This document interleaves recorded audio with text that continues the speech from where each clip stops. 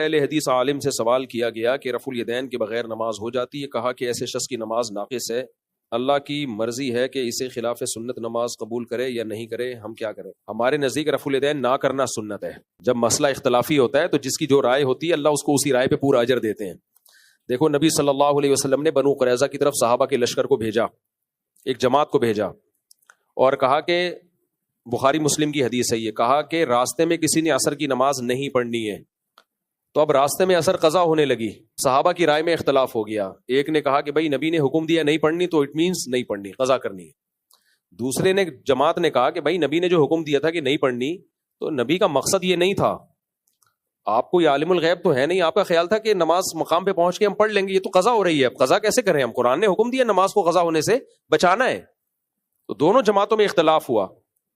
تو جس کا خیال تھا پڑھنی چاہیے پڑھ لی, جس کا خیال تھا نہیں پڑھنی چاہیے نہیں پڑھی. دونوں کا مقصد کیا تھا؟ نبی کو فالو کرنا.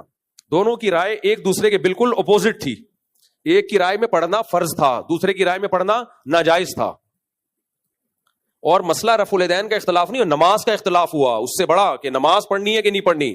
اور نماز میں بھی عصر کی نماز جس کی ویلیو سب سے زیادہ ہے, اور اس کے طریقے میں اختلاف نہیں ہو رہا کہ 3 رکعتیں پڑھنی ہے 4 پڑھنی بھی ہے کہ نہیں پڑھنی ہے. اس سے بڑا اختلاف اسلام میں ہو نہیں سکتا.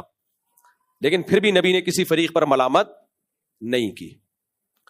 کیوں؟ نبی کی منشا کیا ہے اور نبی کی اس موقع پہ سنت کیا ہے, اس کو سمجھنے میں اختلاف ہوا ہے.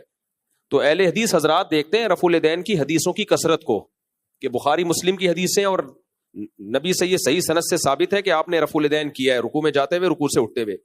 لہذا وہ اس عمل کو سنت قرار دیتے ہیں. احناف نے اس میں فوکس کیا ہے اس بات کو کہ کیا آخری عمل نبی صلی اللہ علیہ وسلم کا رکوع میں جاتے ہوئے رکوع سے اٹھتے ہوئے رفع الیدین کا تھا یا نہیں تھا. تو اس کے بہت سارے قرائن ہیں, ان قرائن سے پتہ چلتا ہے کہ آخر میں آپ صلی اللہ علیہ وسلم نے یہ عمل ترک کر دیا تھا.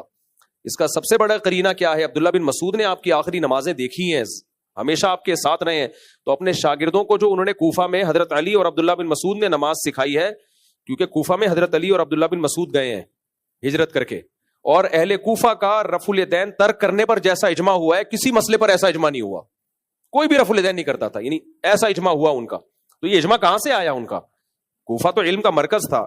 ہمارے پاس بخاری پہنچی ہے کوفہ سے, یعنی قرات سب سے زیادہ کوفہ کی مشہور ہوئی ہے. قرآن کی قرات مدینہ کی مشہور نہیں ہوئی ہے, کوفی قاری سب سے زیادہ مشہور ہوئے ہیں. کیونکہ حضرت علی نے جب کوفہ کو علم یعنی ہجرت کی نا, دارالخلافہ بنایا, تو علم کہاں ٹرانسفر ہوا ہے؟ پھر کوفہ میں ٹرانسفر ہوا ہے. تو کوفہ کی بہت بڑی ویلیو ہے عالم اسلام میں. تو کیونکہ حضرت علی علم کا خزانہ تھے, علم کا سمندر تھے, سارے اصحاب کا علم آپ کے سینے میں تھا. کیونکہ آپ کی عمر کم تھی نا, تو آپ نے خلفائے راشدین کا علم بھی آیا آپ کے پاس, اور نبی کے صحبت میں بھی وقت گزارا آپ نے.